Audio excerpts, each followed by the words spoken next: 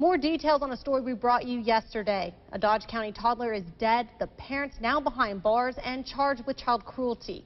And it turns out neighbors may have known the child had been suffering from abuse. WGXA's Malcolm Johnson has more. I'm in total shock. I didn't even know the baby was dead. Britton Mullis lives several hundred feet from the trailer where police found 3-year-old Zach Smith dead on Friday night.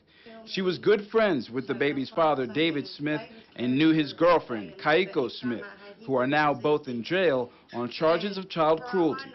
Mullis had seen bruises on Zachary, leading her to believe he may have been abused. Bruises. He had bruises. Mullis had been a victim of child abuse herself and decided not to report anything to the Department of Family and Child Services because she didn't think they'd be much help. 3 months later, and the bruises hadn't faded, and that was when he wanted to call social services, and I was like, well, something's not right, and I just don't really have faith in the system. Morris doesn't believe those bruises came from David, but from his girlfriend.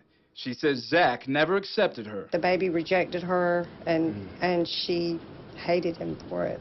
Told me she was starting to hate him and didn't even like him to be happy, not even for a moment. It like just drove her crazy. According to Zachary's grandparents, Zach's birth mother, Brandy Cheek, hadn't seen Zachary in more than a year. She has asked over and over to see Zachary and had been denied visitation, which they were legally married, so she still had rights to the baby.